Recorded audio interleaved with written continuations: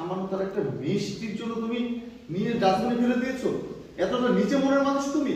দেখো, তুমি আমাকে ভুল বুঝো না। ওনারা আসলে যা বলতেছে একটু সত্য কথা না। তোমার মামাকে আমি আজও পর্যন্ত কখনো আমি আমার মামার চোখে দেখিনি। সবসময় আমি আমার বাবার স্থানে ওনাকে রেখেছি। আর তোমার ছোট ভাই, ওকে আমি আমার নিজের ছোট ভাইয়ের মতোই জেনেছি। কিন্তু আজকে ওনারা যা বলতেছে একদম মিথ্যা কথা।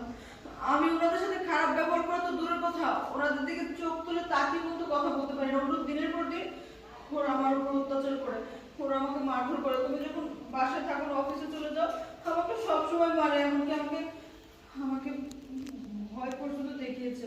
ওরা নাকি আমাকে মেরে ফেলবে। না মারে ভিতরে মেরে ফেলবে আগ্রহ ডায়লগ কিন্তু সারা যে আমাকে তো অনেক টর্চার করে, তার অনেক টর্চার করে, এর ভিতরে একটা ডায়লগ দিছিল।